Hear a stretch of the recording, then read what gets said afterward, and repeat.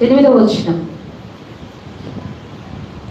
మూగవారికి దిక్కులేని వారందరికీ న్యాయము జరుగునట్లు నీ నోరు తెరుగుము, నీ నోరు తెరిచి న్యాయముగా తీర్పు తీర్చుము, దీనులకును శ్రమపడు వారికి దరిద్రులకును న్యాయము జరిగించుము. న్యాయాన్ని జరిగించయ్యా. దీనులు వస్తారు, లేనివారు వస్తారు, పేదవారు వస్తారు, వారిలో న్యాయమే ఉంటుంది. కానీ రాజులు ఏం చేస్తారు? ఎటైనా మాట్లాడచ్చు వాళ్ళు కదా.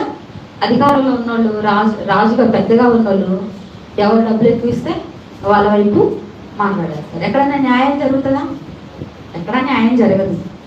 ఎవరి దగ్గర డబ్బులు ఎక్కువ ఉంటే వారికే న్యాయం జరుగుతుంది. కానీ రాజుగారికి తల్లి బోధిస్తూ ఉంది, న్యాయమే జరిగించు, నువ్వు దీనులకు న్యాయం జరిగించు. నోరు లేని వారికి, మోగవారికి, అంటే నోరు లేని మోగవారంటే మాట్లాడలేని వారు కాదు, వారు గట్టిగా వారి వాదన చేయలేని వారు, వారిలో న్యాయమే ఉంటుంది కానీ వారు సరిగ్గా మాట్లాడలేని వారు, వారి వ్యధ వారు చెప్పుకోలేని వారు ఉంటారు.